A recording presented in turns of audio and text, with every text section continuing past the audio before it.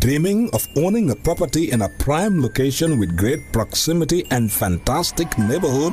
EJ Investments Sanyang Seaview Estate is the best choice you have been waiting for. As you know, this week we released the results of an investigation by Human Rights Watch and Trial International into sexual violence allegations against Yahya Jammeh himself. Our investigation found that Jammeh took advantage of his position to rape, sexually abuse, and exploit women for sex. There was a highly developed system involving the resources of the presidency and the state to facilitate Jammeh's sexual abuse of women. Some women were put on the state payroll at State House as so-called protocol girls. Jammeh gave these women cash and gifts and promised them scholarships and other privileges if they had sex with him. Obviously, very powerful tools in a country like Gambia. A former top aide to Jammeh told us that Jammeh chose women, handpicked young women to satisfy his sexual desires and fantasies. Indeed, Yahya Jammeh treated the women of Gambia like his personal property. But they were not his property. Rape is a crime. Yahya Jammeh is not above the law, and no woman and no girl is beneath the law.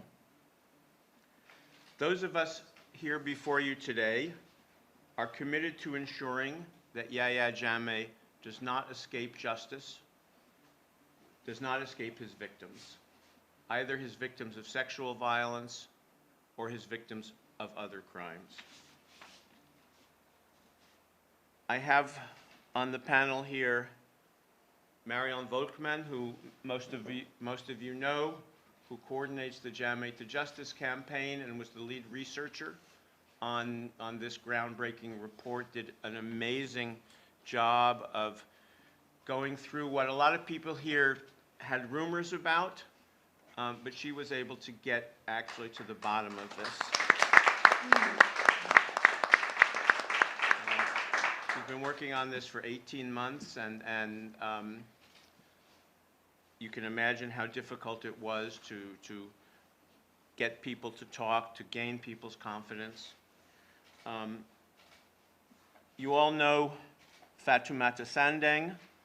You know her as the head of the Solo Sandeng Foundation, as the daughter of Solo Sandeng. You know her as the coordinator, the spokesperson of the Jammeh to Justice campaign. What you probably didn't know is that Yahya Jammeh also tried to do to her what he did to other women, and she'll talk about that in a minute. I think there's one woman in Gambia today who needs no introduction, and that is Tufa Jallow. She, unlike the other women we spoke to, it was not difficult to get her to speak to us. When we talked to her, we said, you know, you don't have to use your name, you don't have to go to Gambia, you don't. And she said, no, I want my name to be used. I want him to see my face. I want to do this right. We said, okay.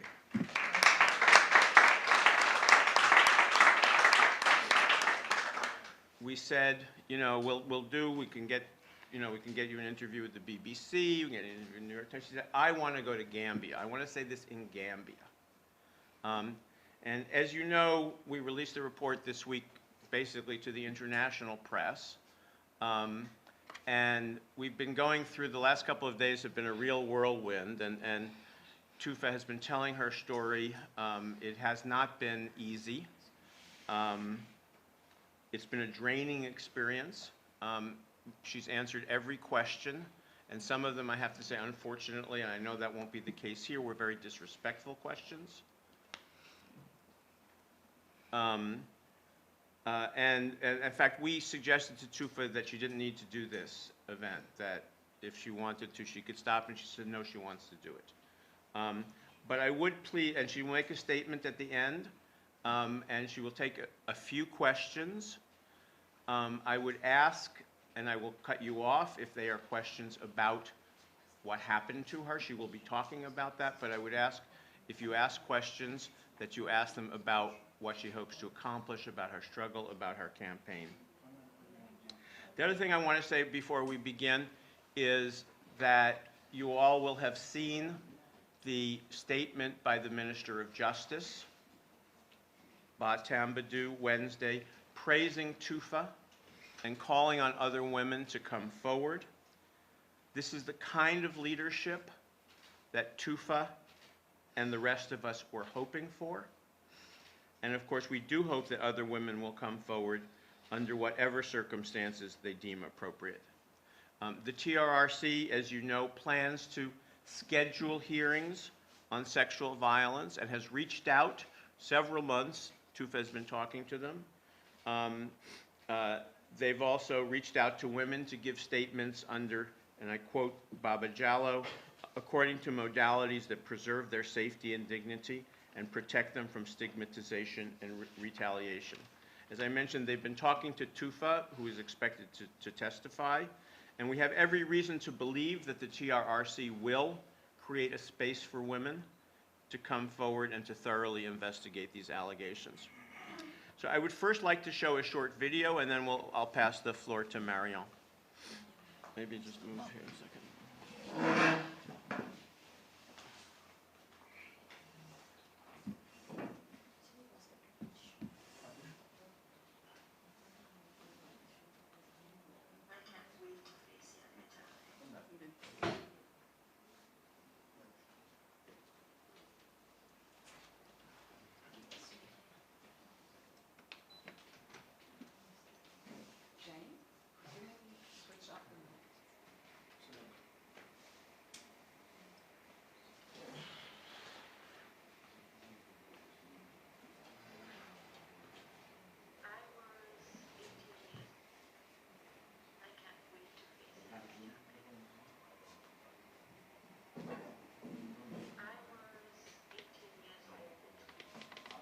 Raped me in 2000.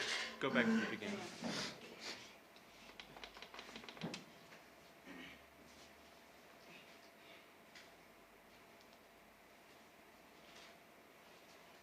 I can't wait to face Yahya Jammeh. I was 18 years old when he raped me in 2015. I've spent the last 4 years wanted to erase, to hide that it didn't happen. Like, life is all good. It happened. He is no longer the president. My family is fine. Life goes on. That's pretty easy, right? I wish that is what it was.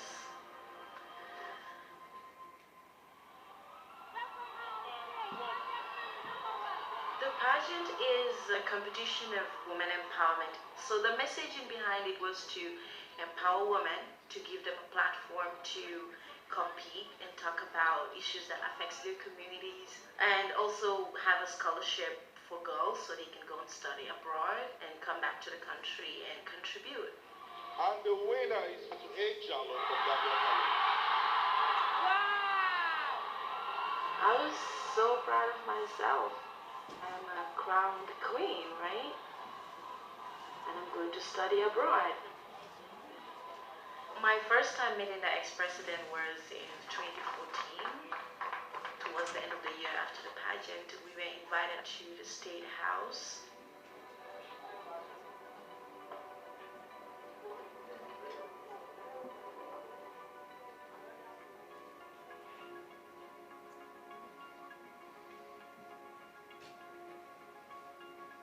One day he asked that he wanted to marry me. But I told him I'm not planning to. I don't want to get married. I want to go and study. That's the reason why I got into this pageant.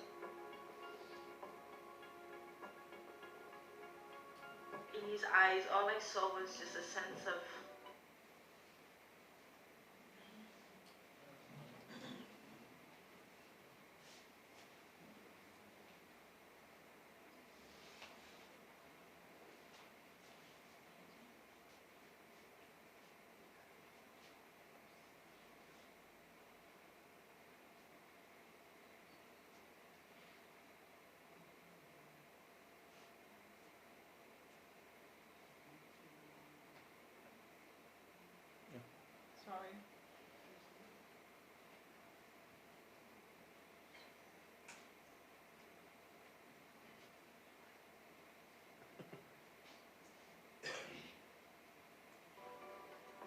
anger at the fact that I would have the audacity, I'm going back just a minute. fact that I would have the audacity somehow Okay. to say no to him. The president, he did what he wanted to do, and I was screaming, and at some point I couldn't hear my scream anymore. He told me no one is going to hear me anyways. Well, I'm going to say this story again, and I'm going to own this story.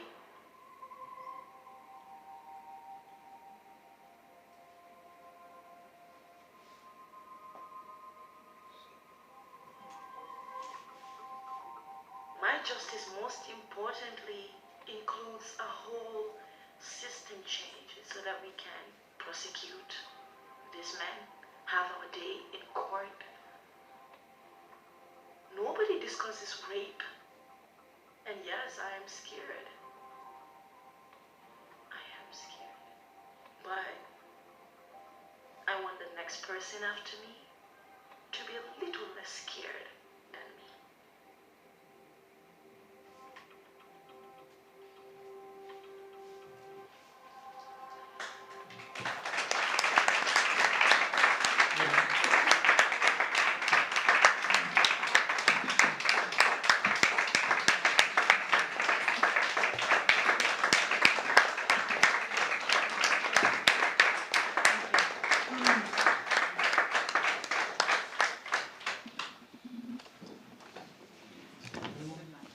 Thank you.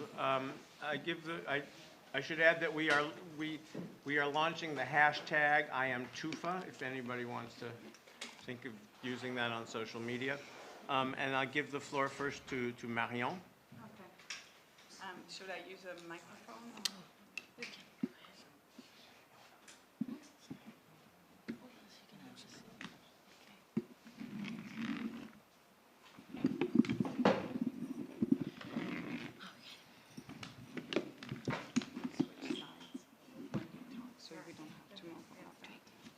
Okay.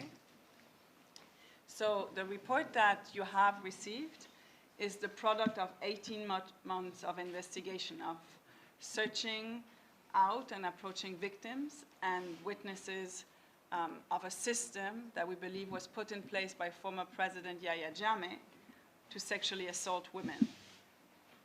The system was really a sophisticated system using state resources, state money, but also aides, such as his cousin, Yahya Jammeh, and also, of course, most importantly, his position of authority to abuse young women.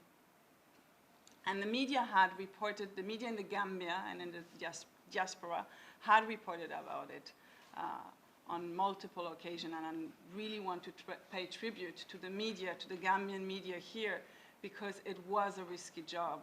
And there was a lot out there already. So using these media reports, that's how I started the work, putting the information together, trying to get a picture of what's out there. Of course, there was a lot ranging from his supposedly affairs with actresses, but also some reports were mentioning the existence of sexual slaves. So I reached out to quite a number of people, I think around 50 in total. In the end, and many did not talk to me or refused to talk to us, but in the end, quite a substantial number did, 14 in total. And out of these 14, we have 5 women, some victims of rape, some sexual assault, or just unwanted sexual advances. But also, and that's really interesting in that context, we have the voices of insiders, of women, of men, and these are all men working very closely to Jammeh, be it in the protocol or within the NIA, the State National Agency, Intelligence Agency, and even 4 of his bodyguards who spoke to us. So the women, the stories of these women are incredibly powerful and credible. They're really credible. But it's interesting to get the other side of the story, or at least the different aspects of that story. Because the women just know what happened to them. They don't see the larger picture. And with that larger picture, we were able to realize that this was not isolated, that there was a scheme, an entire system. So just to explain briefly that system, Jammeh mostly used the same kind of approach. He was, changing depending on the personality of the girl he had a liking in. But most of the time, first of all, he would take his time. He was in no hurry. He wanted to gain his victim's trust. So he would come across like this father figure, this mentor, talking about women empowerment, how women should not get married too early. Yet talking about women empowerment, he would still give them a lot of gifts. And what is very important in the African context, also give gifts or support to the families of these women, knowing exactly that it puts a little bit more pressure on the women.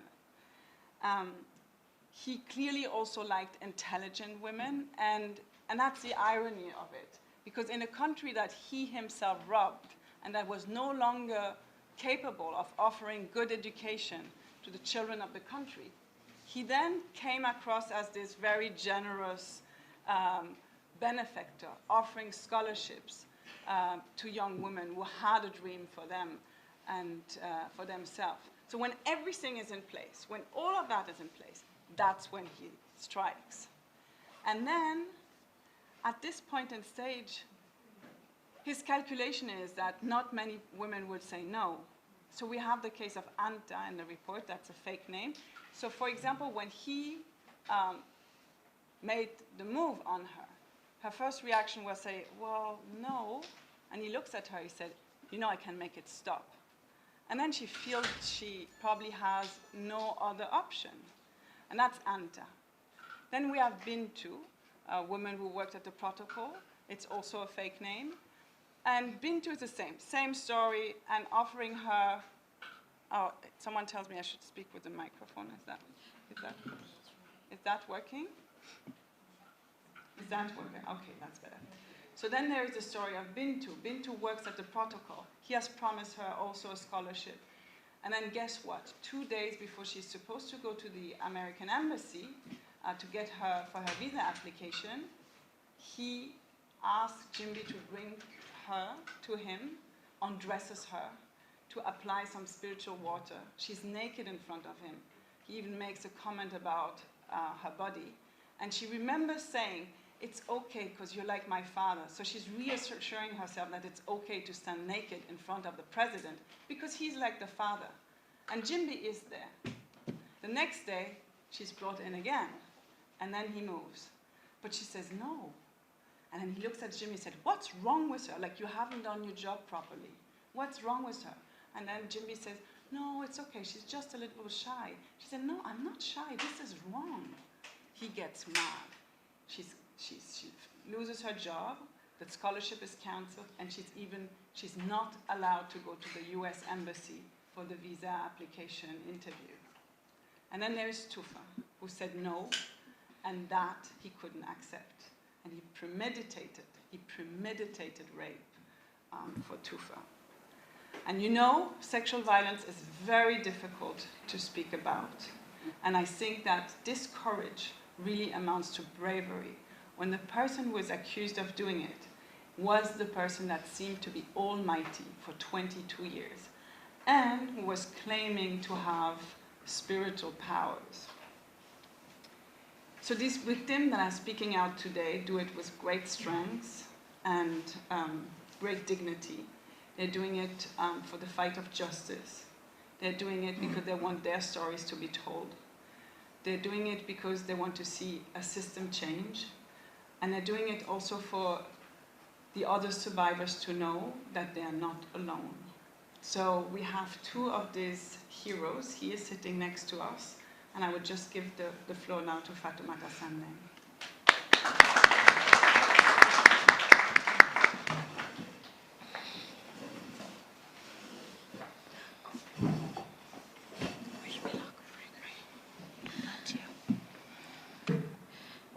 Good morning, and thank you all for coming.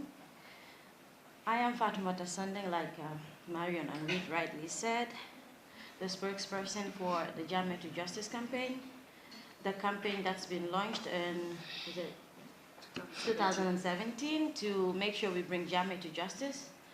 And we have also a sister organization in Ghana who's also working hand in glove with us to make sure that the 44 Ghanaian massacre doesn't go in vain.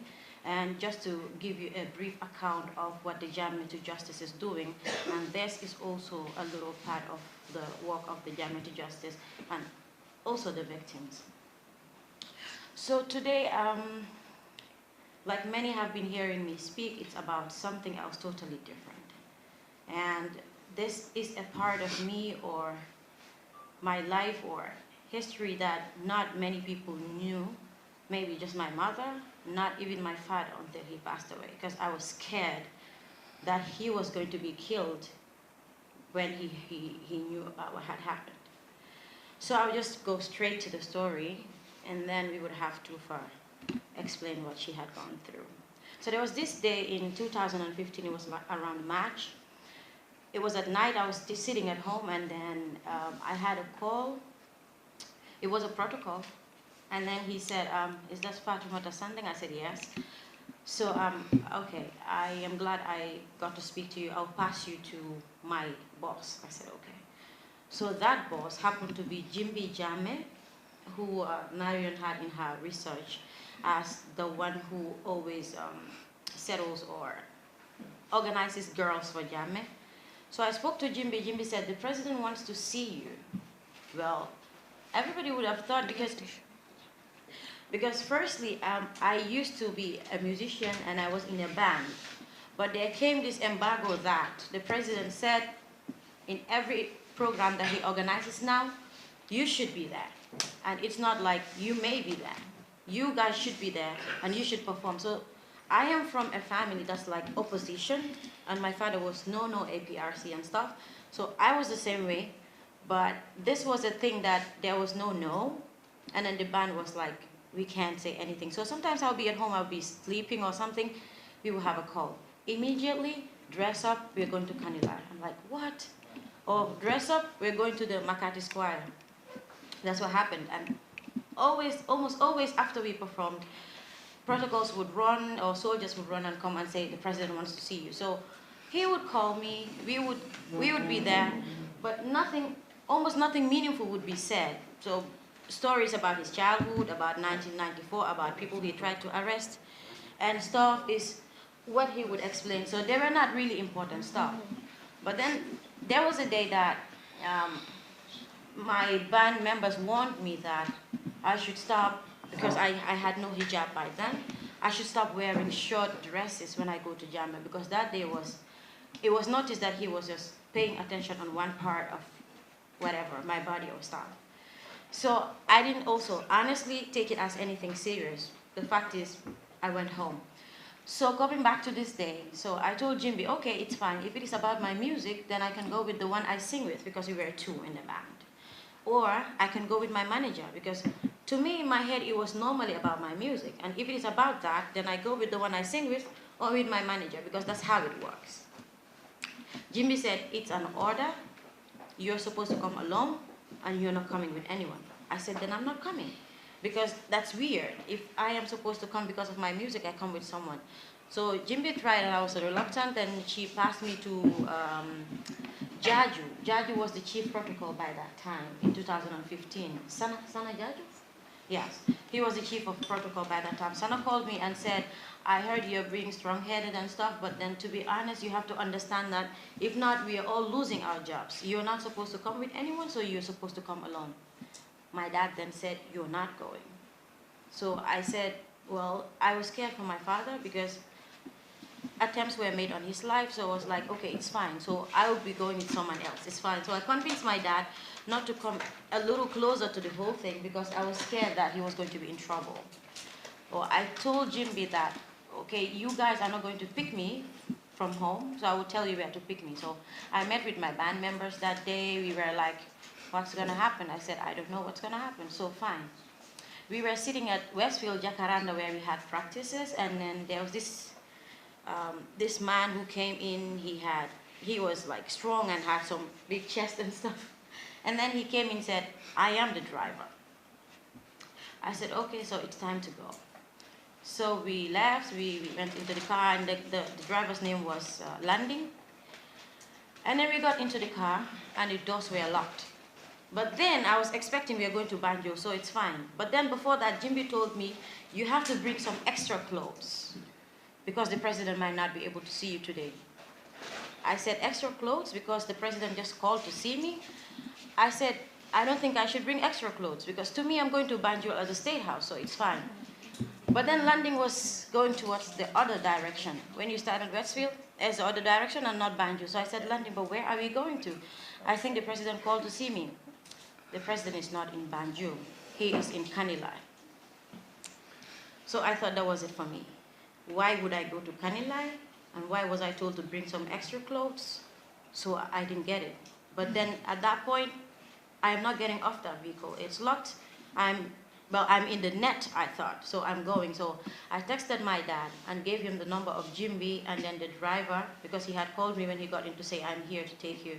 So I told my dad, if anything happens, they know where I am, they know whatever would happen.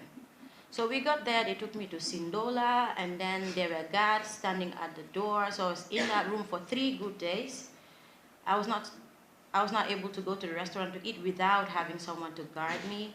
The driver, Landing, was always in the room, and Jimby was going back and forth to tell me, "Yeah, the president knows you're here." But unfortunately for me, on the first day, so I had vehicles coming. There was this delegation that came. Jimby said, "It's an unexpected visit, so the president would not be able to see you today." I said, "Okay, that's fine."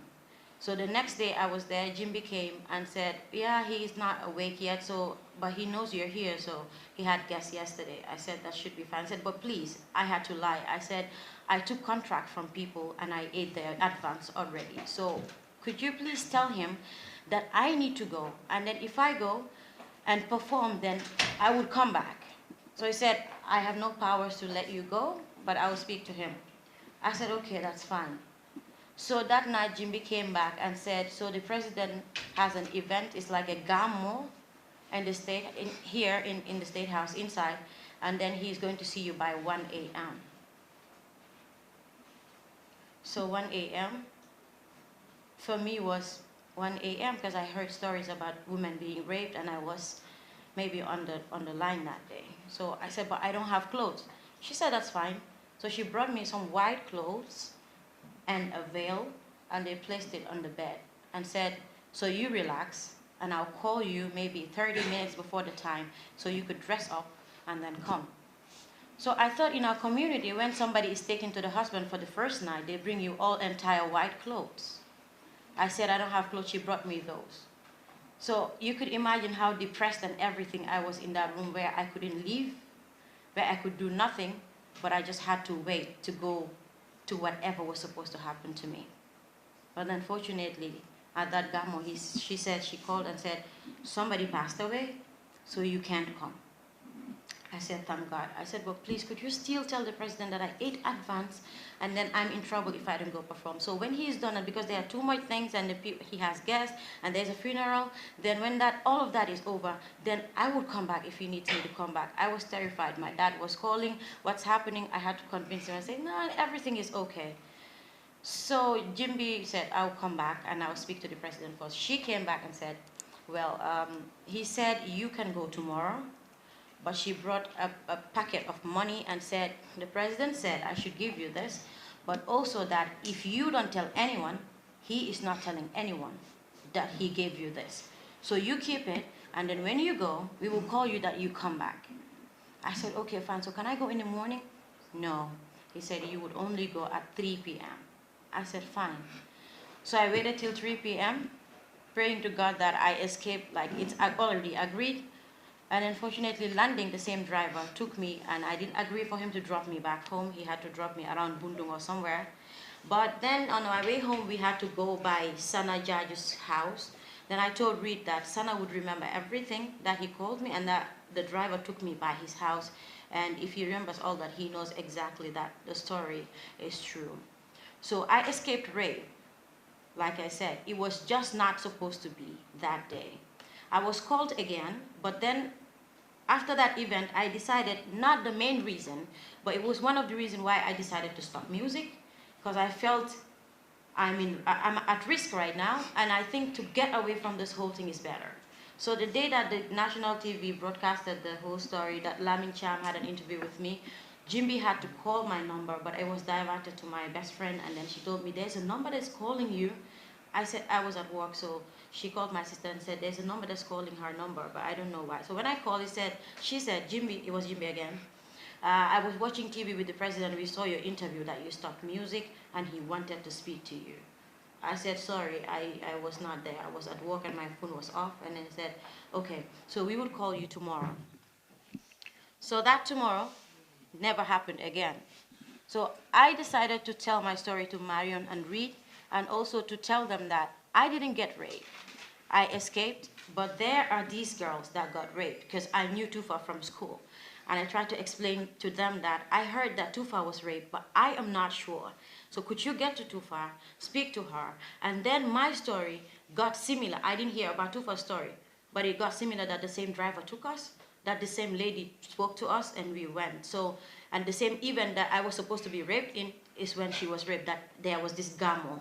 So you see that, like they said, it's just so-called the same mechanism that was used. And then the fact that I was not raped doesn't mean I have to keep quiet. I could have been on that day. That is why all the girls that spoke on the report and are not able to speak up, to come show their faces, are why I am here today. To tell them I am fighting for my father, but also I am fighting for all of you, and for him terrifying me on that day, for him making me think that it was my last day. And for you girls to come out and speak up, because like Tufa would say, their silence is victory for Jammeh. And only speaking up would make Jammeh face justice.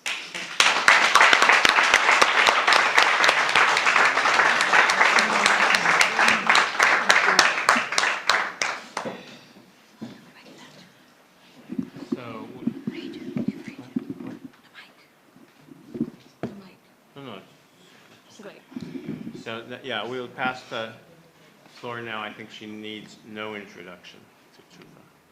Go for it. Let's get all the microphones here.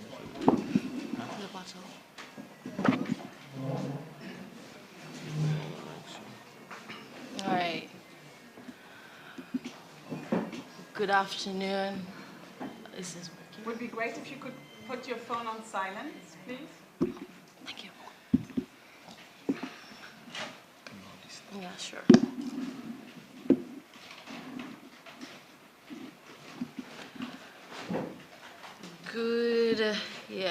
Good morning, Gambia. Assalamu alaikum. Bal konton namang lenanuyu, and grateful to be here, still standing on my feet.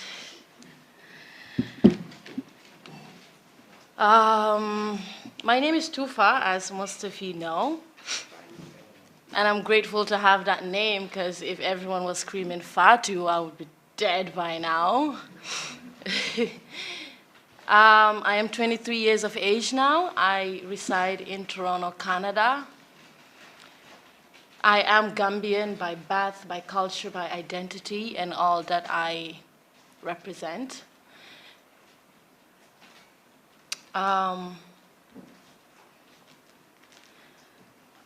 I am here today not because I'm any braver than most Gambian women that have stood time and time again, changed things time and time again, took a position time and time again in their own ways, you know, within their own means and the limitations of what they can do. But I draw inspiration from Gambian women in general. So my strength is, or courage, or whatever it's called, it's no magic or nothing that fell from nowhere. It really does have roots from women I have looked up to. Have I taken it a step further because it's a conversation and a topic we do not want to have? Maybe. looking into the crowd today, you know, there are so many faces in here that mean so many different things to me, obviously. But there is one face in the back. Thank you for being here. She was part of the competition too, and it means a lot to me. Okay, let's get to it. So in 2015, I finished Nusrat Senior Secondary School. I've started attending the college first year, the higher teacher certificate. And before that, like many other Gambian girls, I have watched the Miss July 22nd pageant on TV. It's been advertised. Girls from the UTG, college, MDI, and all of the institutions participated. It wasn't a modeling or the typical pageantry where we had to wear bikinis and walk on stage. It was very modest, if you would define it that way, which is very subjective, but yes. It was very much dependent on talent, display of poetry, drama, singing. And the whole purpose of joining it was to get a scholarship to go and further your education, whether it's in a university or college or just anywhere that you can in the world. So I've known many Gambian girls that would want to do that or who participated years before me. And my badge came, and I wasn't even planning it. I was walking down to college. I remember we had a presentation, and a few girls walked up to me and said, "Jangan dengan nice, nang ñu wara represent Gambia College bi musuta win yun last rek, and you know all those jokes." And I said, "Oh, July 22nd bi jotna," and they said, "Yeah, in the next few months, and the college is participating." I told them that's fine. So she said, "Can I write your name and submit it?" I told the girl yes, and she did. Because I forgot about it, I haven't gone for the first few weeks of training or rehearsals. I met with them again, and they told me, "Nekun dila gisi rehearsals, would you like to come in and rehearse? We're having a session today." So in the evening I went. It was after lectures I went. A very nice lecturer at the college, Carol, was responsible for training us. I remember on that day they were doing rehearsals on catwalk and how to use a fork and a knife and so many other etiquettes of someone who would be doing a pageantry. I did that. I witnessed 2 or 3 rehearsals, and the competition came. The system and the setup of the pageantry was there's a preliminary round where students will participate in their own schools to determine who will represent the school. And from there on, those school representatives will represent that school at the national level.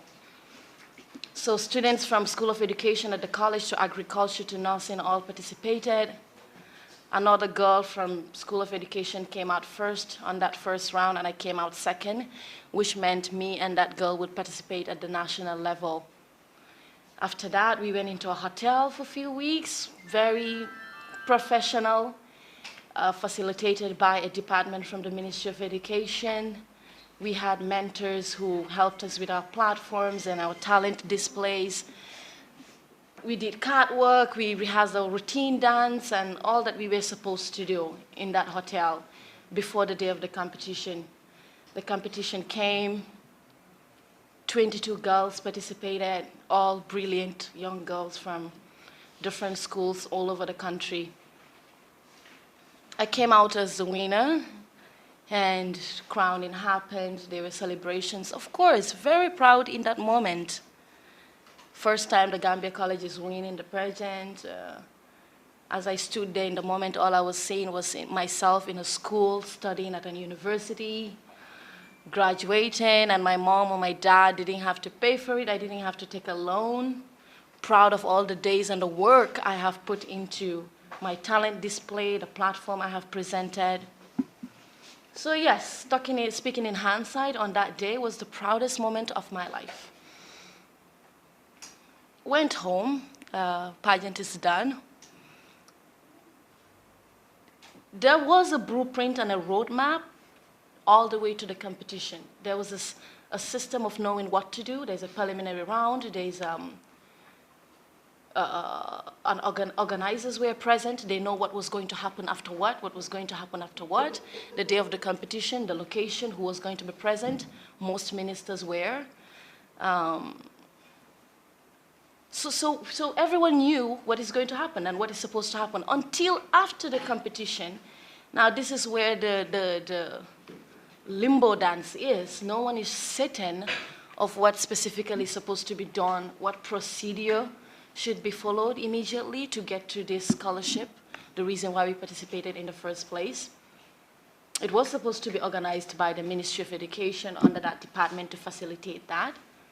But when, where, and how was all up to the State House, and I guess to be specific, the president at the time.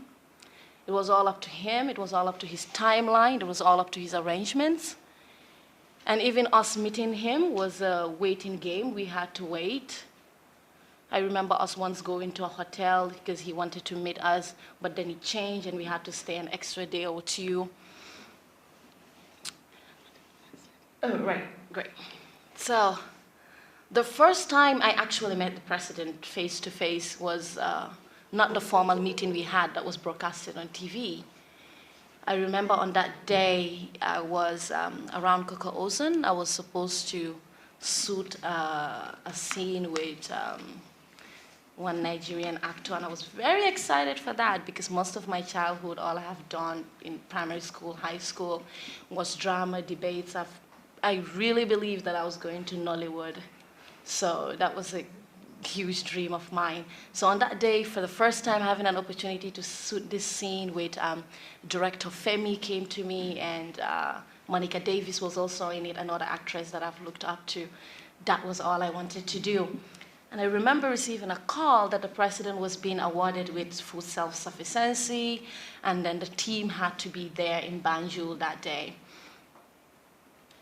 And so the State House did call the girl from the Ministry of Education who was responsible for facilitating our travels if we were going to go to public events.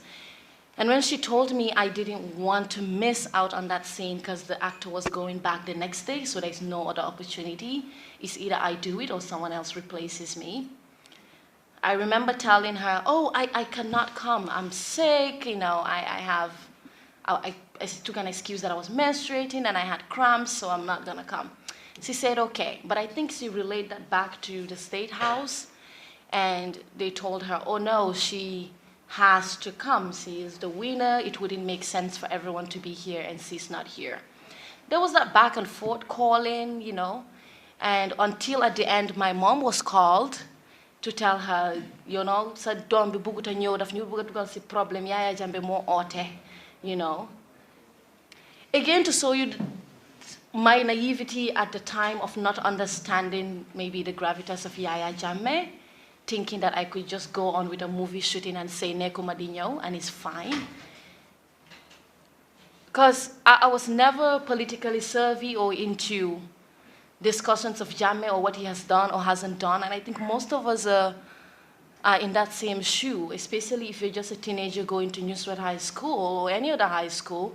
You hardly get credit, and if you have credit in your phone, instead of hopping onto Freedom Radio, Fatu Network, where most of the discussions were happening outside of the country, not within. It wasn't a time and a day that you will wake up in the morning and hear your dad and your mom have conversations about someone is being killed or buried. It wasn't something you're privy to, unless you have a keen interest in it or your family member is affected, then you tune into that. So the average Gambian teenager like me with a $25 credit would rather hop in and look at what BNC is singing today and what Rihanna has won, rather than who is being killed and buried in the Gambia. So in that moment at the time, I wasn't very much aware of what I could and couldn't do or what is scary or is not.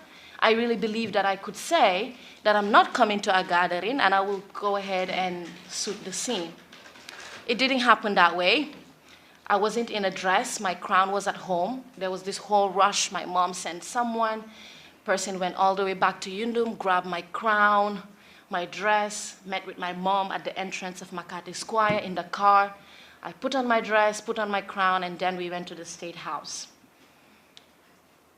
all the other girls were there before me because I was late. I took a seat. Oh, look how, late nga. Suma biir bi. I still continued the lie of my stomach because at this point. Then the president came out. There was this whole long hours of celebrating this certificate of full self-sufficiency.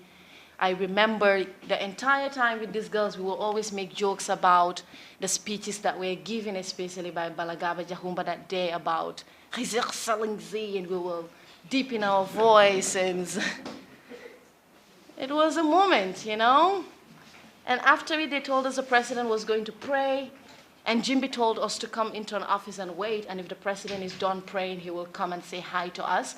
And she said, this is not a formal meeting. So this is the first time I've met this same Yahya Jammeh again, that he would meet you. It's not formal, but, just to say hi. We sat in an office and we waited. Then the president came into the office where they normally have, the same office we have all seen on TV with the ministers. He was there with some of his guards, and Jimby was there, and he said hi to us and started making fun of the same conversations we have as Gambian, Paul Jola and Hamenasa Papa, with the people that he recognized their dad, and there was all the jovial conversation. And he said to me, oh, Degana, you didn't come, your stomach this, your stomach that. And we all said yes. And I remember, if the girls remember this too, he brought a bottle of African spiritual water that helps your stomach, he said it's good for stomach ache. And I remember we all drank that, and he said it will be, mind you, my stomach is not hurting, but that's what I said, the reason why I'm not here. So we all drank that. And that was the first informal meeting, and he said, okay, so I will let you know when we're having the formal meeting. We went home, life went on, until this formal meeting is now announced, which is supposed to be broadcasted on national TV. That happened, we went, we had our Asobis as a team. We went in there, we even made a little song together that we organized together. Yahya Jammeh Sargal Jigeni Rewi, and still all on tape, actually. And we did that, and we were given gifts, Apple laptops, Apple iPads, Apple phones, gold coin with his head on it, of course, and an amount of money, $50,000 or not, I'm not sure, and if was it all the girls or just the winners.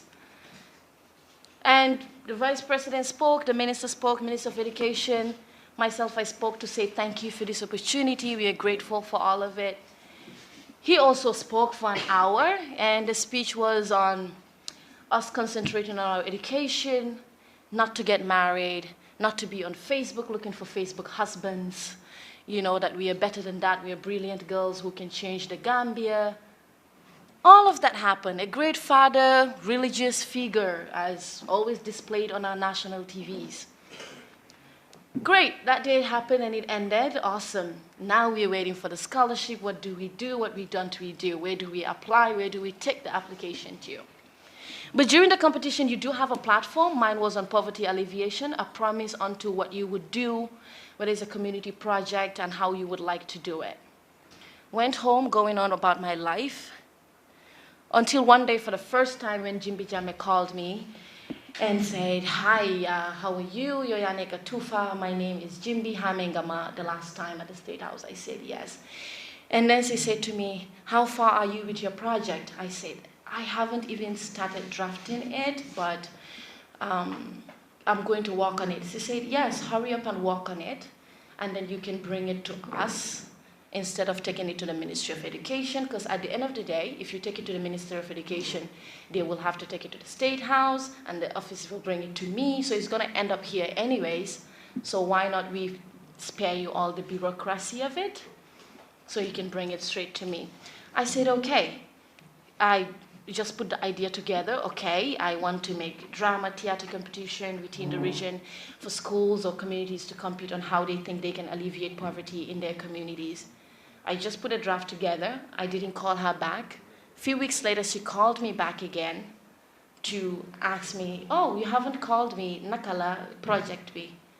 And I told her, oh, I just have a draft. I haven't really gone into it. And then she told me, okay, I will get a car to come and get you, and then you can bring it to us. I said, fine. And then Jimby sent Landing Jammeh, the same driver who took Fatoumata Sanding, and also maybe other women. He came and picked me up, and then I went to the State House. For the first time, we passed the first entrance. There's a garden on your right. Then you pass the second gate, and that is the residence of the State House. And I went in with Jimby. We got in, and there was a guard. His name was King Papa. This is the first time I'm meeting King Papa. That is a nickname. And hi, Kimoneka Tufa. And then we went upstairs, past few living rooms, went few stairs up. There was another bigger living room that we sat in, and Jimby leaned back on a couch. There was a TV, Animal Planet was on. We were sitting there, and she was telling me, how are you? How has the victory been? You know, how is everything? She brought water, and I drank, and she slouched back, and she said, we wait for the president, he is praying.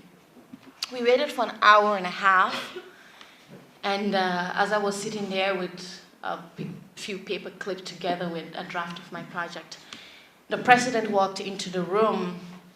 Hey, Polby, right?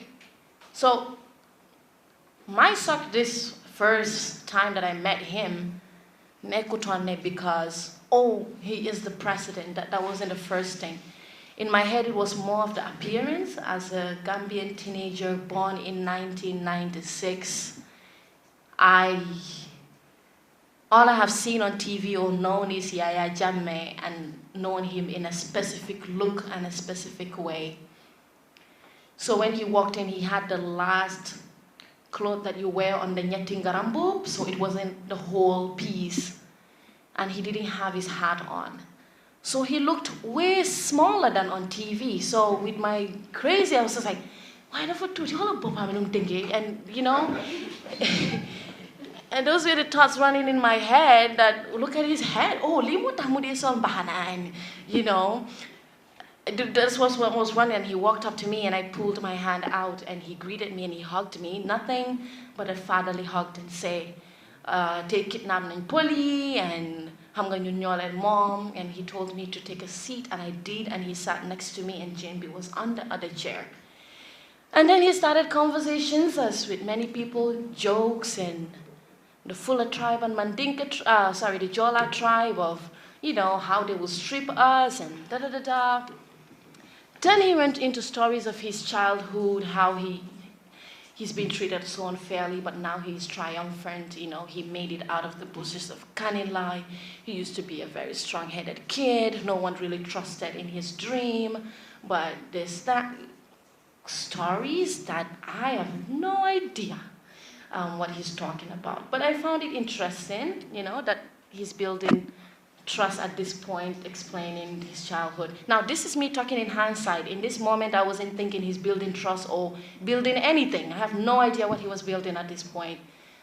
After all of that conversation, then he actually started to talk about my project. He looked at it, and he told me the idea was great, but if I can include the provincial schools in the project instead of just the Banjul and Serakunda area, that would be great. I said, okay. So he said, go and fix that up, and then you can bring it back to me to edit it again, and then we can work on the budget, how much you will need for this project. I went home, and after that, there was also other official meetings. When I say official, that is when all the girls go together. So there was jamborees here and there that we would go to as a team. There is wrestling matches that we will go to as a team. We were even present at the 50th anniversary of Gambia's independence in all the events, and even the ones that took place in Kanilai. And nothing happened at this point. So the only time that I got a bit confused, but I didn't understand what the confusion was, is immediately after that private meeting about the project. We went to Banjul, and I think it was whether when Wizkid came or some artist came, and it was at Makati Square. When the president came to say hi, to greet us, because we stand up and we are in a row, he greeted everybody knowing their last names, or Ebaji, Mboj, this, that. But when he got to me, it was a deliberate attempt of not knowing me in public. So it was like, oh, Polby, Jalo, oh, Jalo, oh, okay. And I was a bit surprised at that point. I said, just few days ago, we were talking about my project for hours and hours, and somehow today you do not know my name. So I understood why most of the girls I competed with were very confused, because in public there was no iota, a sense of interest, or even knowing me at all. But I think that was very deliberate. He knows exactly what he was doing at the time. So many official meetings happened. Most of them, if you look at the tapes back, you will see us as a group. But I'm going to focus on the private meetings here. Then we had a second private meeting. Same thing. Jimmy called me. A driver picked me up. I went. Still nothing crazy. It was about the project again, and then he edited a few things, and then he said, okay, so now this is it, this is perfect, go and work on the budget, and you bring the budget to me, and we will handle it. I said, great. But on that same day, he offered me to work at the State House as a protocol officer. He said to me, well, you know, I would like you to work here as a protocol officer. And I told him that I couldn't, and that wasn't because of me not wanting to work. I just finished high school, I started college. I am the clumsiest person you will ever meet. I cannot do paperwork. And I know the State House, I do hear about, you know, how hard it is to work, the push and pull, and I cannot do it. So I told him that I will not be able to do that. I will mess up and I will get fired or something. So I would rather go and study, and I promise when I finish studying, I do not mind to come and work for the state or the State House. So I remember him going like, yo, okay, and he accepted that. That was an offer for that. I went home. Now, after that, Yahya Jammeh called me and said she would like to say hi to my parents and extend the president's greetings to my parents.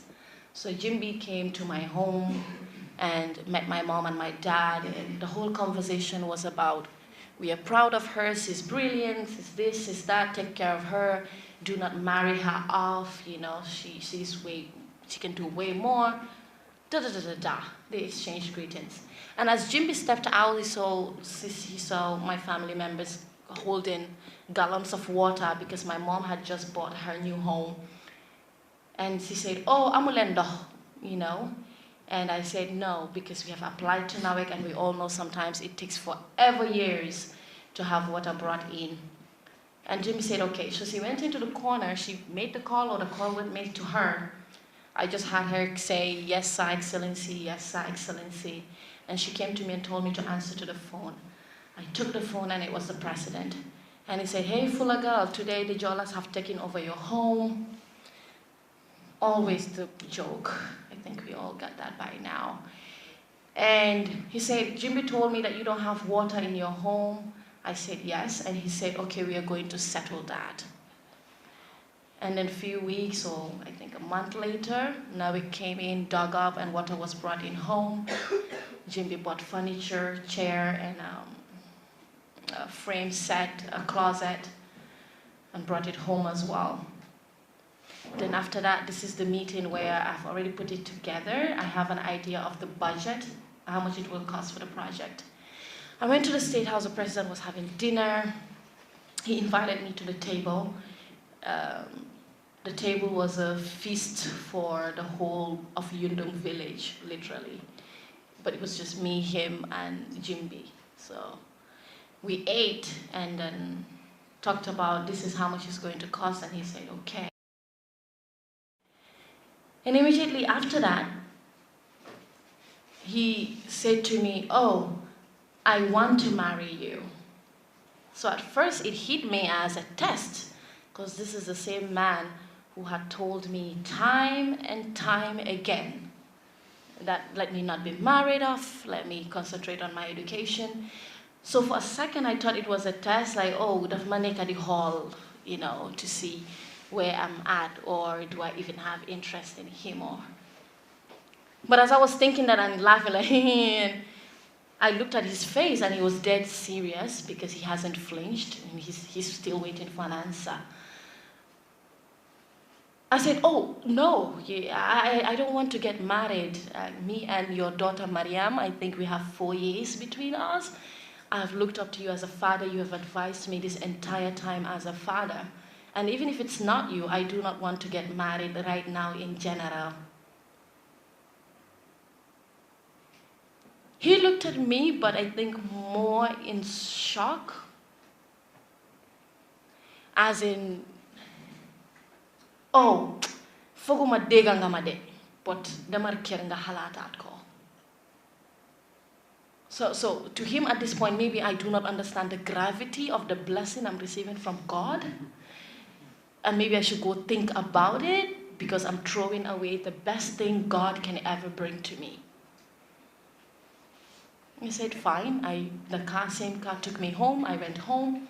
I did not even think about it. Again, I was so stupid at that age. I really thought things are not as trivial as they are. That I said, no, I don't want to get married. Life goes on.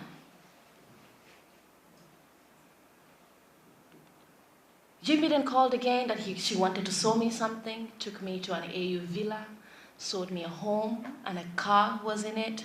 And she told me, Lisa Bosla Moneka, Suintake Seibi. Maneko, man banyuma am kir ak moto, but Seibi part, that part. I'm not doing that part. And that was the first time she actually spoke to me. And she said, you're a lot more like Jot. Do you know how many women will take this opportunity? So she was angry because at this time I was the dumbest girl on earth. And she got in her car and left and told the other driver to take me home. But when I get home at this point, I'm like, okay, this is getting a little bit too dramatic. So what I'm going to do, me, Haumasuma Boba, thinking that I can just block Yahya Jammeh, block whatever number she calls me, jog them college, dem ak ñew melni dara xewut. I really thought I could do that. So I blocked her, but they do have private numbers or block numbers as you call them in the State House. So they can call you with any number, but you can't call them back. So I haven't called her. I stayed there. She called me several times in between those few weeks, and she texted me, and there was a time I told her I was sick, that I wasn't feeling well because I didn't want to go to the event. She invited me, and she suggested that the driver will take me to a doctor to check me up or whatever is going on. Sometimes I will give that, oh, I'm traveling with my mom to Senegal. So many different excuses at so many different times. Until came June 2015, a day before Ramadan. And this part, I really do want Gambians to somehow, maybe step out of the political shoes or their political correctness shoes or their lack of thought for a second to just understand the cover up that is being used. A religion so important to Gambians, a religion that many have identified with. Yahya Jammeh found as the perfect tool to time and time again cover up the most heinous things one can do to one's body. A day before Ramadan, a night before Ramadan. Think about whatever Ramadan means to you. Jimmy called me and said that there will be a Gamo Quran recitation at the State House and I should come. This was around 6, 7 in the evening. I said, okay, where are the other girls? He said, oh, they have already gone. You are late, but a car will come and pick you up to come. I said, fine. I put on my dress, a free dress. I put leggings underneath it, and I put a scarf over my head. Driver came landing, drove me. We got to Banjul, the first gate opened. But from the Makati Square, you can hear the the recitations, the Quran recitation, the Gamo people. And there was this group that always used to make me very happy because I always found it really interesting. It was Sukula, but in Jola. And me and the girls will always repeat this, takurim, ala takurim, takurim, mariri, something like that.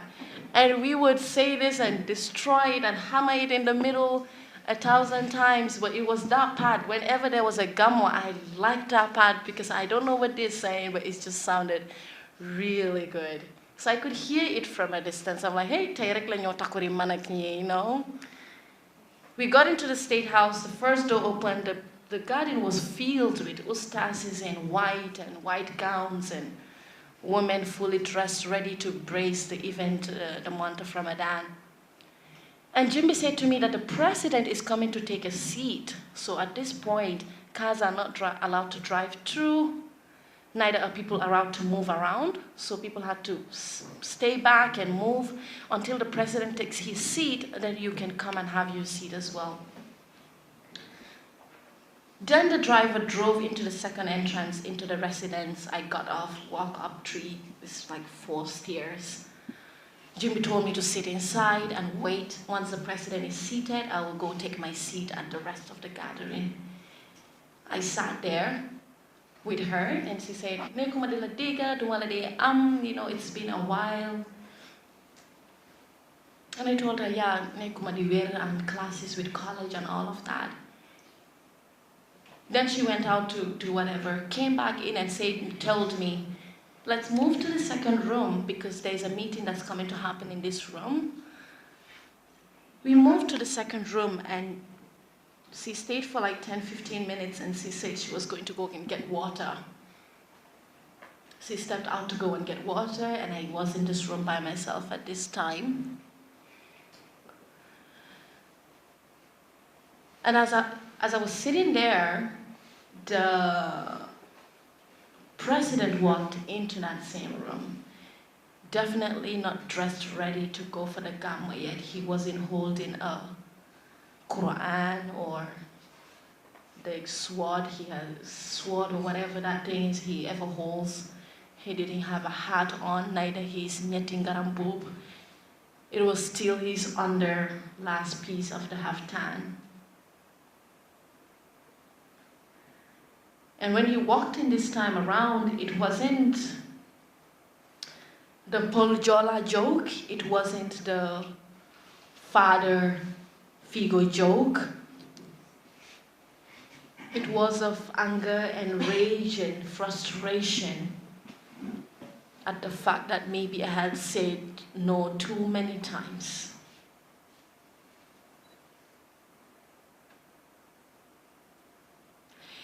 He said to me, who do you think you are? That was the first thing he said to me. And for the past 4 years, I have been trying to answer that question, who do I think I am?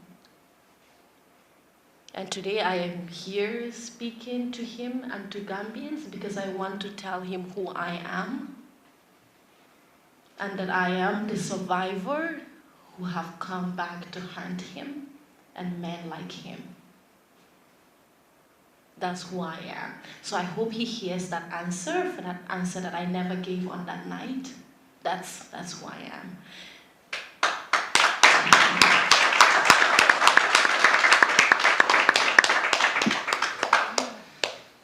Said to me that it would have been nicer if I had just said yes. Made sure that night that I would regret why I ever said no. Pulled me into a room, used every derogatory word that you can throw at a Gambian woman. I pleaded and I begged and I screamed. And he told me not to scream because no one is going to hear me, because we could hear every word of the recitation from that room. And all those ustaz and imams were waiting for him to come out and grace their religious occasion. But he had to be himself inside first before he came out with the fake persona. I pleaded, I begged, I screamed, I said, I'm sorry 1,000 times. do not do this. I was fighting back and pulling my hands and pulling my feet, pushing him off. He will hold my dress and pull it back forward.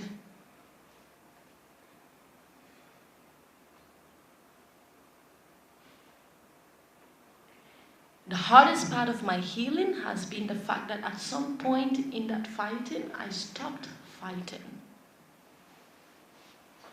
That I gave in. I did give in. I stopped fighting. I did not fight back anymore. And that has been a very hard part in my healing process. He did what he had to do. He put me on my stomach. My legs were dangling on the floor. And when I screamed that I was dying, he said to me, "No, it's fun."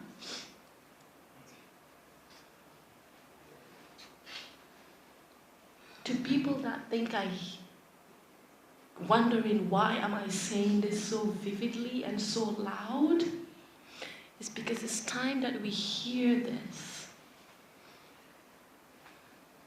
That there are more heinous ones than this that are not being said. It's time that we all get uncomfortable, because comfort has been very disastrous. Hearing comforting stories and comforting positions and everything is just comfort, comfort, and we expect one or two girls or women to bear the burden of this discomfort and these stories, whilst we all sit comfortably in our homes eating our super kanjas. And because of this same comfort, maybe our daughters and our sisters and our cousins are going through this, but they do not even know how to start the conversation. Or we will just say it vaguely. The falal lohambe, the pus, the tedokmo. The inability to differentiate between consensual sex and rape. Our ever commitment, ready to push it under the carpet because we want to give our families dignity, we want to give our mothers dignity, we want to save the name of the family, whilst the girls are forever broken, knowing deep down within themselves that there is no dignity in living the pretentious, fake, traumatized life that they live. But as far as everyone else is comfortable, let's move on. It's not easy for me or my family or my body to put my body out there like that in all of its nature. But that is me, and that is part of my story. If people have loved Tufa or like Tufa, or Tufa is smart, is funny, is this, is that, well, you have to accept this Tufa too, this part of Tufa, because this is part of me, it is part of my identity, my story, and my experiences, and so do other women. Sometimes we expect the perfect victims. I walked out of there broken, changed for life, reborn again. Walked out unconscious for a while. The guard looked at me and told me he is the president and we will do anything to protect him. Jimby never said anything to me or talk about what had just happened. I haven't seen her since he left to go and get water. She told me someone to be pare, someone to be munglahar. I got into the back of the car. I haven't found or seen my leggings or underwear up to this date. I don't know where it is. Got into the back of the car, never spoke to the driver, neither did he speak to me. And we drove home. You know, everything to me felt like it was a dream or it happened 5 days ago. So I think my brain itself was fighting in that second to erase it, to hide it. I got home, my mom was asleep, my sister opened the door, I got into my house. I went into the shower, had the longest shower of my life. thinking I could scrape off my pads off of me or my skin, maybe his hands and his touch off of my body. Scraped, washed and scraped every inch of my body again and again and again, all by myself.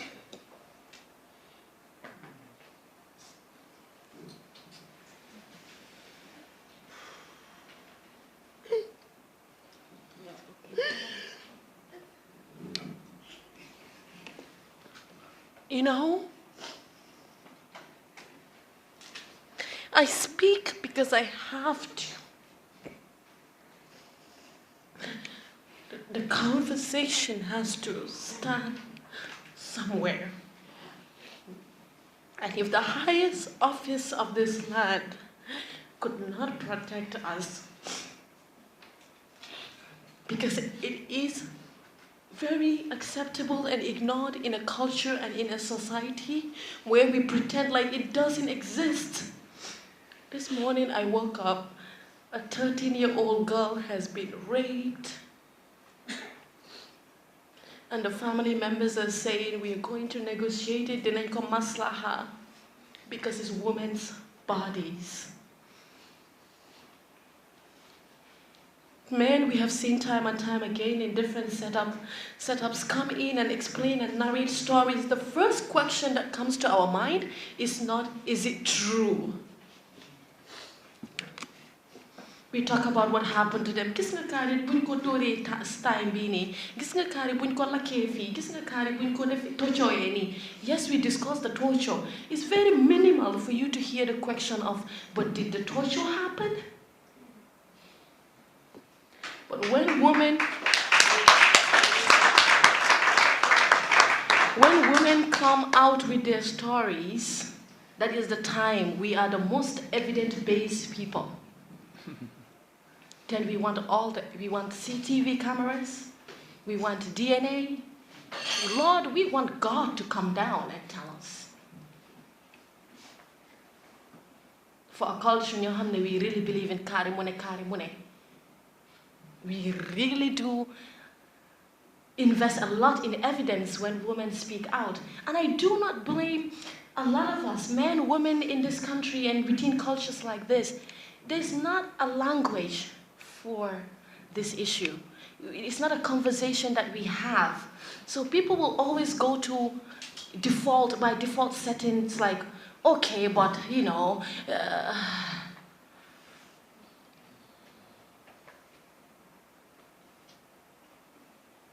we are not these people. This is not how it happened.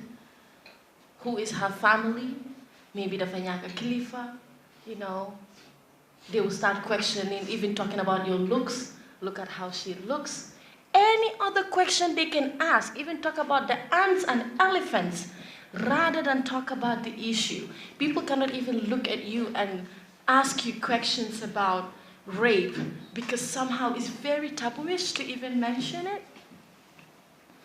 People cannot relate to a thing they do not know, both men and women. I asked my sister, and I've asked a couple of people throughout this time, how do you say rape in Mandinka? How do you say rape in Fula?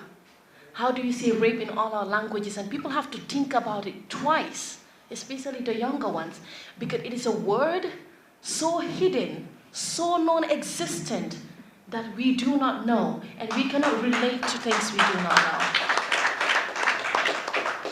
Words like Nyaping Kango, words like, I can't even remember them. And even the ones we have are so vague, they are not specific, or they do not reflect the heinousness of the crime itself. And I think it's time we start finding words for it, languages for it, safe spaces for women to be able to speak up. Right now, as I'm speaking to you, the consequence of speaking up, the backlash, the hate, the flipping of it, the trauma, the re-traumatization of not myself, but my family, you know, the accusation, just all of it becomes more traumatizing than the event itself, than the rape itself. That culture should really question itself. But for the past 4 years, I have had an opportunity that many Gambian women do not have. I have gone to therapy. I have found means and ways to express my anger, to find a language, to be in my calmest moments, to expect the worst to come, to approach it with my most sincere self, to heal so much so that I can say my ordeal in pride and not in shame. But so many other people do not have that. There is not a safe space for them to say it. Our police stations are not set up in such a way that Jigen Munanyo Duga inside a police station and say, Uncle Kari, neighbor Kari, definitely, definitely. Probably police officer be knows that Uncle Kari, and they're like, Kaifi, and them say Uncle Kari. You have police stations with 3 maybe police officers standing, 1 brewing attire on the side, some people that have just been arrested on this side. It's all in one spot. And you expect a woman or a girl in this culture to walk into that police station and say, oh, Kari rape nama Kari tedo nama Kari niakni. It's not going to happen until we create a safe space. Offices and spaces inside police stations with people that are professionally trained, that do psychotherapy, therapy in general, or just very professional enough to be able to protect the dignity, the stories of this woman. So women can walk inside an enclosed office in dignity, explain what happened to them, and for that to be respected and due course to be followed. Until we provide that, forget it. No girl is doing it. No lady is doing it. No one is ready to be re-traumatized 1 billion times again. Or people to use what happened to your body as a political tool to politicize it. It's not political. Our bodies are our bodies. Our stories are our stories. And I hope Gambian women start to take back their power, their narrative, their stories, and own the damn thing. Thank you.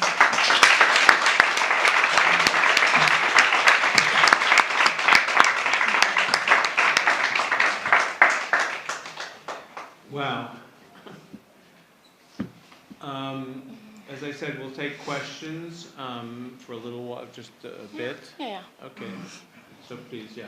Okay, just to make sure, the questions are about Tufa and her fight. We don't want any question about the story before, please. You just identify yourself when you stand up, yeah. Thank you very much. My name is Lamin Jai. I work with the Partner Network. I want to ask you, in your interview you said no one discusses rape, and you coming from a society where the people cling so dear to certain crude social beliefs. Already I have seen people who do not believe in your story, who think you are lying. So you are just starting this march, and there stands in front of it this obstacle. How do you go about going around this obstacle? Thank you. Thank you, a very important question. If there was no obstacle, there wouldn't be a fight. There's a fight because there's an obstacle. I've anticipated it, I've seen it. That is the same obstacle why so many other people have decided not to speak. But the obstacle needs to come down a little bit. It has to be tempered down. It has to be weakened a little bit. And the only way we can do that, the only way I plan to do that, is to stand your ground and speak your truth and own it. When I say it, someone says it, someone else says it. A lot of us speak about it again and again. The obstacle becomes weakened. It becomes acceptable. It becomes a conversation. I bet there was a time that there were some conversations within our culture we would never have, but now we are having it. So it starts somewhere, and I hope we get there. And the obstacle is why we have a fight, and a lot of other people, I think, are ready to take on that fight. Thank you. CK. Hi. Good to be here. My question is, this is a very long road towards justice. How optimistic are you that one day you will meet Jammeh do you intend to inspire those who have been raped by this idiot, I would say? Thank you very much. I am very optimistic, you know. I feel like as a country we have come so far. I mean, this press conference, it's huge, you know. I think we would get there. I'm not very naive to think it's going to happen tomorrow or next week or week after next. It might take 10 years, 15, who knows, however long it takes. But the most important part is the people that are ready to bring Jammeh to justice, they're ready to be here. They're ready to fight this fight for as long as it takes until Jammeh is brought to justice. And I cannot wait to face him in court and answer that question again, who do I think I am? And I cannot wait to be there on that day to transfer the same from the victims, from me to him, and to give him the mantle now to have to protect this heinous crime he has committed. And the resilience of Yahya Jammeh's victims are way more stronger, powerful, and deeper than Yahya Jammeh's willingness to stand their fight. So for sure we will get there. Thank you. Yes, please. Okay. Sure. Thank you. My name is Tufa. I first of all want to thank you for sharing your story. I want you to know that we believe you, and we want to all say that we feel your pain. As you can see around the room, people are crying. We feel your pain. I want to apologize to you that the system that was meant to protect you and the women of this country let you down. The government that was supposed to protect girls like you used the same system to recruit and abuse young girls. All Gambians should apologize to you and any other woman who has endured this trauma. What happened to you and many girls is a clear manifestation of our society. The fact that sexual violence, especially towards women, is so accepted, and like you highlighted, not talked about. So I want you to know that you have started a movement. You have inspired so many young women who have experienced what you have gone through, and that this is just the start, and to say that we believe you. Thank you so much.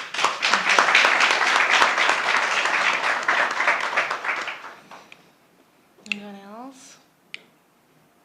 Great. Great, thank you. We have Please, we'll go in the back. the Immortal X has a question. Thank you very much. I think it's been a long time Oh, yeah. for this conversation to start in this country. Quick question. How should men approach this conversation? Because a lot of times, you know, we are the powerful in this equation. This male hegemony, this patriarchy that has habituated itself upon female bodies for so long. Now, if men are going to be a part of this conversation, how do you think they should be a part of it without raising or mansplaining others?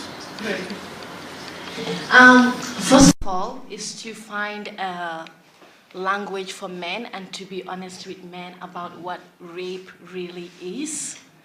It's very unfortunate that sometimes even women that rape has happened to do not even understand what has just happened. They do not find a language for it. And because there's no language for it, often men, especially men in this culture, who are distanced very much from women's body, but also given the power of ownership over women's body. So very contradicting.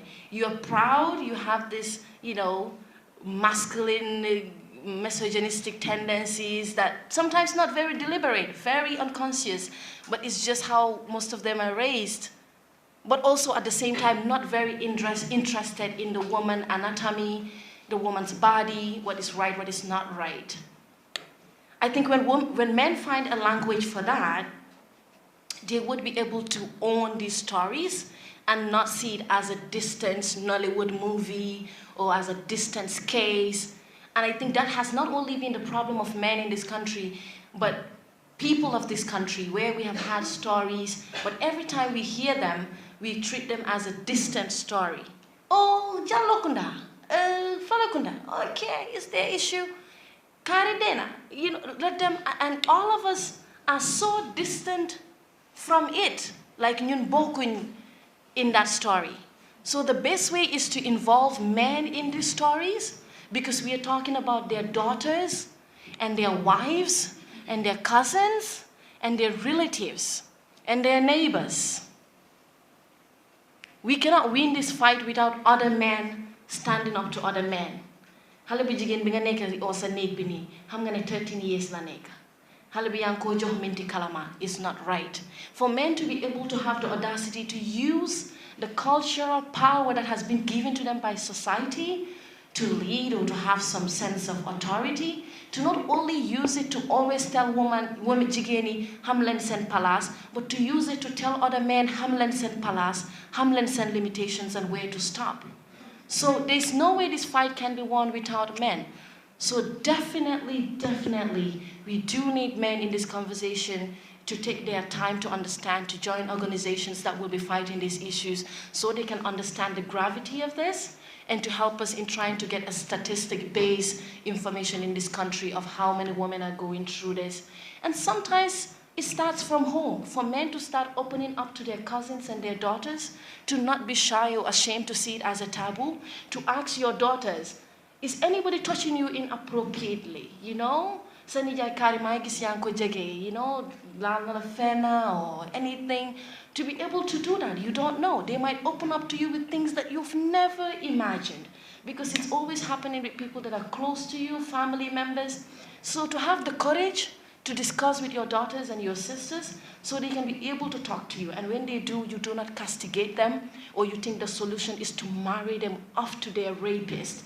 That is unbelievable. Can you imagine what a young teenager has to go through when you as a family sacrifices that child for the dignity and the name of your family by just marrying her after her rapist, as if you're getting rid of a garbage or a cause or a disease within the family. It's time we owe it to our women and our girls. And I think men are very essential in this fight.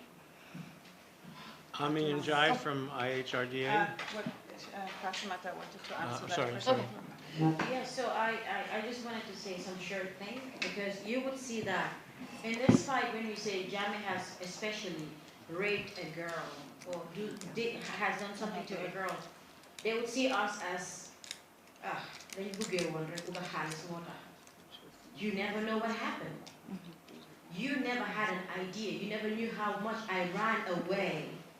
But if you are able to understand that he was a dictator who didn't let people run but tortured them to death, you could understand that a week, 18, 19, I was 20 years old. She was 18 years old. How could I run? Where could I have gone to? So the Gambian society right now, writing on Facebook, on social media, labeling the victims of Yahya Jammeh, especially young girls, that they went in looking for something. I didn't go in. I was forced to perform before him. She was forced to come present her project, like she said. He was having a lot of crazy things. I was not even at first in for his political whatever, but you not have to go, must be there. And then if you are called, put in a car and the doors are locked, where am I going to? So it's not about you went in looking for something, and that hurts. It really does. I try by all means, I check on Facebook, I don't reply to comments, mostly I don't read them, because I believe our fight is straight. We want Jammeh to justice, and you don't distract me. You want something, and I'm not giving it to you. So just to say this again, it is wrong, and it's so hurting for you to stand and say, do not justify people, because you don't know what they have gone through to run away from that guy. But eventually, it was the same dictator that you thought people couldn't run away from for killing and beating and imprisoning them, who had raped girls, who couldn't run away from him. Understand it from that level. And also, just to urge the girls, because we have heard that Usman Sonko, who's currently facing trial in Switzerland, that he was a womanizer. I had no experience. I could only talk about Jammeh, but not him. But we are urging other girls who had gone through anything with Usman Sonko, had experience, to open up and try to speak up. I am testifying that, but it's not about rape because I have no idea about it. That's totally something different. But if you had an experience because we heard he was that, come out, speak up. Do not think about what the society is going to say. Right now, I don't even go on Facebook looking at Facebook because I came out speaking or Tufa came out speaking. Speak up. Get these people face justice. Get them locked up so that other men can know that they have no opportunity to do this to other girls. Thank you. So Ami, we have several people. You can answer more questions? Yes. Sure. Okay, Ami, and then you, and then you. And then you. Thank you, Lee. I'm happy to be here. We started the fight together, and it's possible that we have achieved something today, and I'm happy we are on the road to justice finally. I would like to ask from Tufa, like Mr. Marina asked, but I think that you skip the question. What do you have? How can you encourage other girls, victims of rape, to come forward? And also, you mentioned that you were opportune to be away.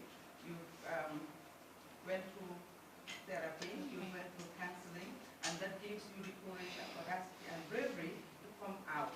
What do you, and also you mentioned you don't live here in the Gambia, you are in Toronto. So do you have any plans to have a movement or an office here? Because we know rape was everywhere in this country. Not only to Yahya Jammeh or Usman Sonko, but most senior officers abused. And I want you to make sure you come down to the grassroots, open up something, a movement or an NGO, encourage all other girls, victims of sexual violence, rape, to come forward. Not only victims of Yahya Jammeh official, but across the board. Exactly. Because men are men. I mean, thank you. Great. Women and liberation. Great. Yes. So some. I know, great. That's a great question, and yes, I know there are some groups here that have really started to do what they can do on the ground. There's a reason why I wanted to come here. I could have stayed in Canada and spoken to whoever I will speak to, or even maybe write a book or something. But I decided to come here because I've had what I know is not here. So I am planning to have an organization or any type of setup, really, that will work with the rest of the other women groups in this country to facilitate either policies around police stations to make safer spaces for women to report, to also help to have professions of either therapy, or I know there's so many therapists that volunteer around the world. There is a NGO full of therapists, like the same way you have Doctors Without Borders. They are like Therapists Without Borders too, that they give counseling, either it's through Skype or sometimes they physically come in to set up a place where they can come and help other women that would also like to tell their stories, to go around the country to campaign, to find a very dignified way of talking about this, and to make sure girls do not have to pay the repercussion of speaking out. So definitely it's my plan to meet with other groups, women like you that have been fighting and paving the way for people that want to come up. So I'm definitely going to do that. I don't mind the back and forth. I know it's going to be a very tough fight, but who else is going to do it for Gambian women if we can't do it for ourselves? So definitely, thank you.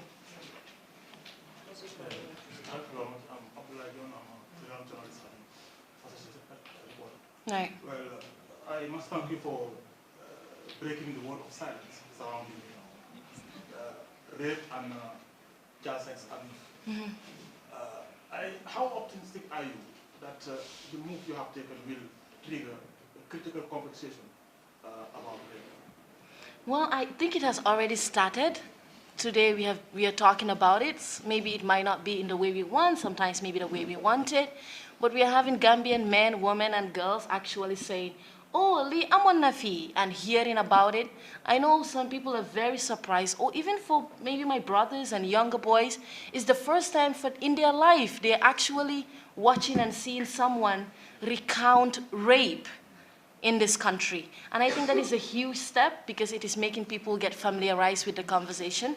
And I'm very optimistic. If my family, my mom and my dad and my brothers have come to the fact that, okay, let's take this heat together, you know, so that other people will have less of it. And they're also in this country. They were born and raised here within the same culture, within the same values. If they have gotten to that place, and Fatimata Sandin's mom has gotten to that place, someone else's parents and family and culture is going to accept them to get to that place. 1, 2, 3, 4, 5, and before we know it, is a whole movement, and we can talk about it. So I'm very, very optimistic. I know it's very new and it's just a day or two, but I am hopeful. Yeah. Thank you. Yes. Oh, Okay. go ahead. Thank you so much. You're welcome. You are very brave. Thank you. I know you are brave. My name is Khadija Karo. I used to work for an organization called Network Against Gender-Based Violence. I am the founder, and I know how survivors of sexual violence do encounter. When I started work in 2010, that was the first area we worked in, the issue of sexual violence. And let me tell you, this is a whole set of organizations and the government together. But we realize that, like you said, it's a taboo to talk about it. And I'm glad you are here to break that taboo. Along the line, we have done a lot of work. We have got cases that are reported, but it's always been hiding because people don't want to talk about it. Because, like you said, the family honor is so important to all of us, and that is why. As I am speaking to you, we have a support group of sexual violence survivors, but we are having meeting indoors. We are closing the door. And I hope your coming out will add value to that work. We will really want to work with you.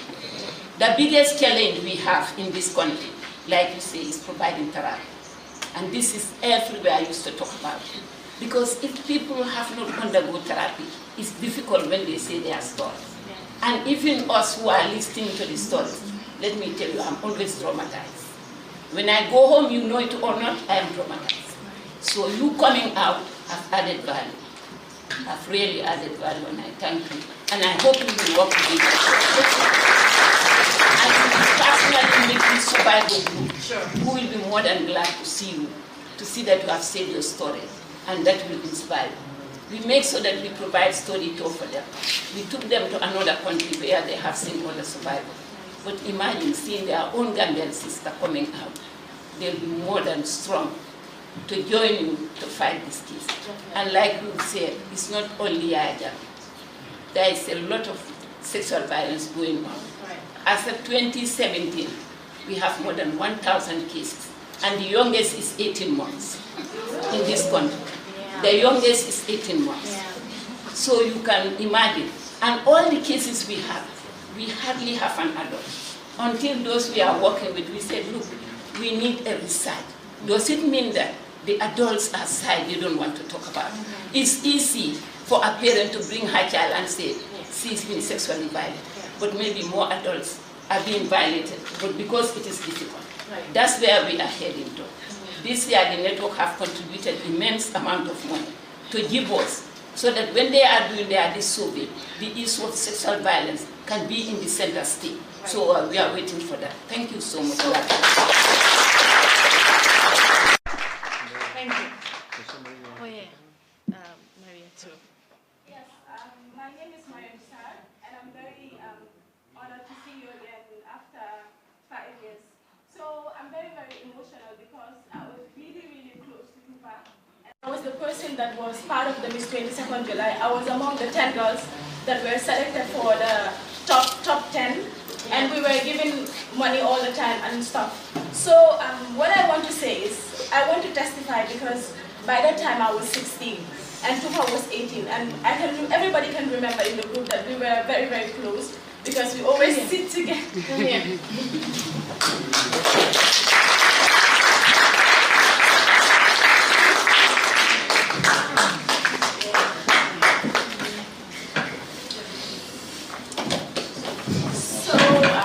What happened is, what I really want to bring across is, this thing happened and I never knew what really happened. I used to ask myself, why all of a sudden Tufa just left? and we were still asked to go to the State House. We were not allowed to ask questions about the reason why we didn't see Tufa anymore. So those were the things that I've always thought about since that time. Why is it that Tufa is not coming anymore? And why is it that the people that were part of the organizing committee never spoke about it? They didn't tell us anything. So this is the first time I'm hearing the real story, and it's really emotional. Because these people are supposed to protect us. We were really, really young at that time. I know a lot of people are saying, okay, these people like money or stuff like that. But to me, at that time, we had no clue because I was 16 and she was 18. And then they were not even saying anything about the thing. Yeah. They were just keeping quiet. I keep asking, even if I would start asking, where is Tufa? People would be like, don't say anything, keep quiet, don't say anything. So it was like they were silencing us. So all of this thing happened for 4 years, and I never knew anything. So today is the first time I'm hearing the story, and I'm sure a lot of girls, this is a lot of us, we were 10, none of us knew about the story, and this is the first time we're hearing the real story that happened. So I would like to tell the Gambian populace to know that at that time we were very young, and then this pageant, what they portrayed was not really what was going on.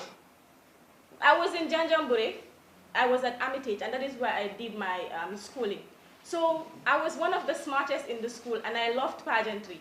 And I still love pageantry, and I do pageants. Yeah. So what we were told is scholarship. And to be honest, the reason why I did the pageant was because of the scholarship, because I knew that my mom, she's a single mother, and she will never be able to pay university for me. So that was the reason why I went in for this pageant. And I'm very sure that was the reason why most of the girls, like all of us, went in for the pageant. So the way they painted it, the way they made it look like, that was not really what it was. And then I'm so disappointed that all of these people that were there making it work, and some of them knew what was really going on, but they were still supporting the president to make sure that this happens, and he will fish out the people that he wanted from them. Quick question. After I left, was there any conversation about scholarship? Has anyone gone on a scholarship? Well, yeah. Okay. The scholarship came through the Ministry of Basic and Secondary Education. Okay. Yeah, so at some point, they wanted to stop the scholarship when I started University of the Gambia. Okay. They said, okay, they're going to stop it because Yahya Jammeh is gone, and then he was the reason why the pageant was being done. But we also said, no, this scholarship is not going to stop because we went in for this pageant and we worked for it, and the reason why we went for this pageant was because we wanted the scholarship. So now the scholarship is still going on. But okay, yeah. At least that's one good thing that came out of it, I would say. Yeah, and I am studying at the university. I know. Thank you so much. Just had to say this. I know. Thank you. We have several people. We have several people. Sarah Endowed.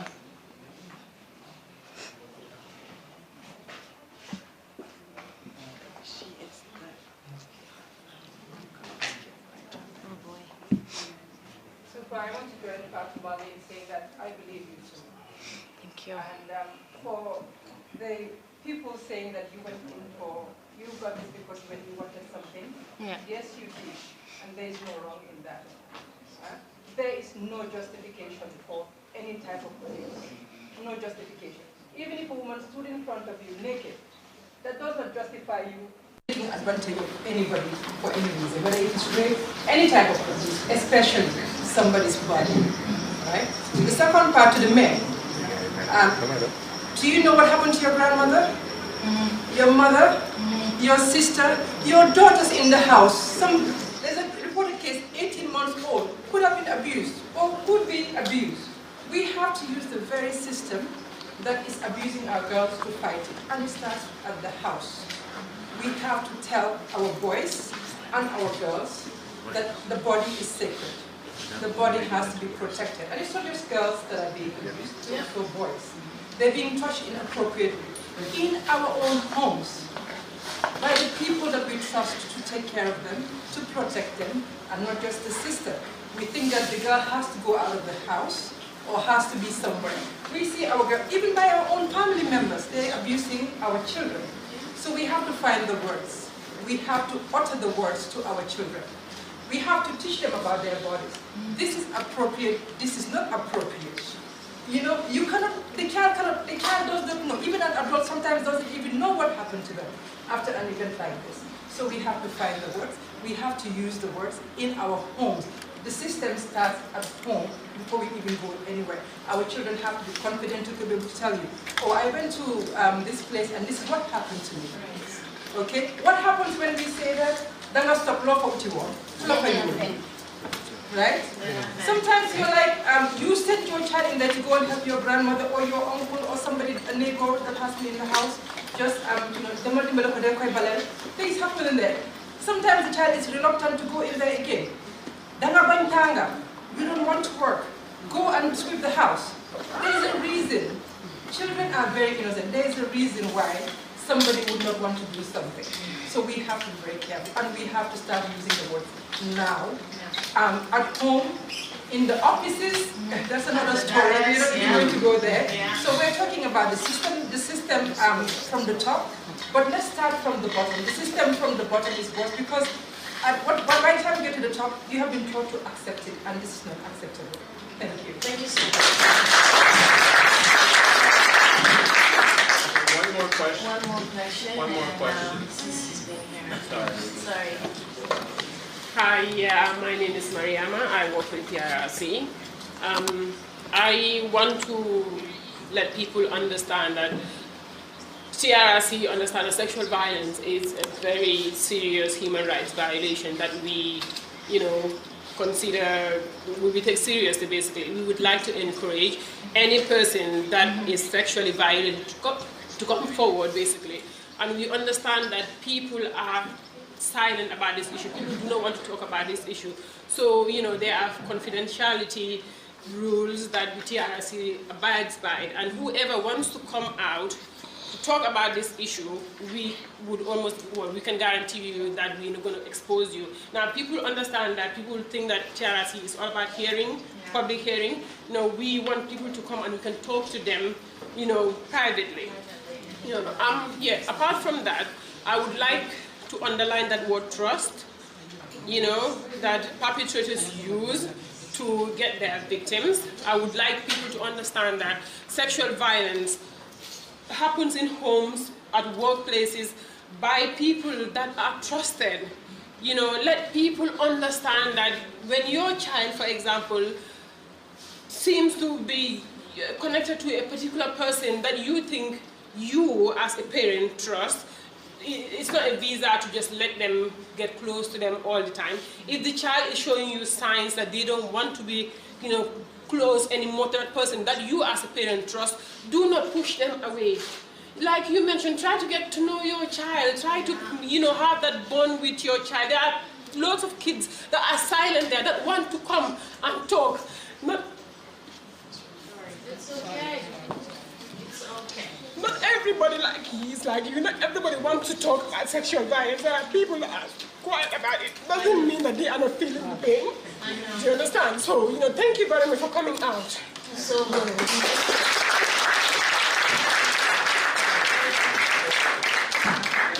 Thank you very, very much for coming. Thank you. Tufa. Thank you. I am Tufa. I am Tufa.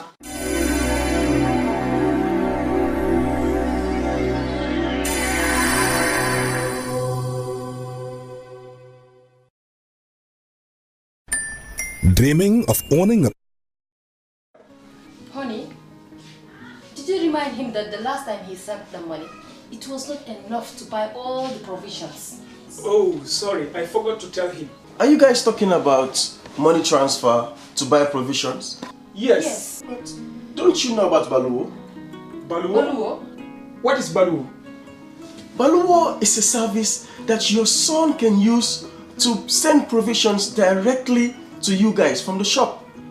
And you don't have to worry about the exchange rate. Tell me how Baluwo works. It's very simple. Just log on to baluwo.com and shop, or download the app on your phone.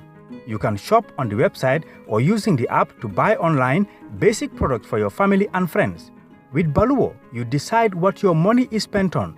Your money, your choice. Buy online products for your family and friends in the Gambia, Senegal, Nigeria or Mali. Baluwo, better than sending money.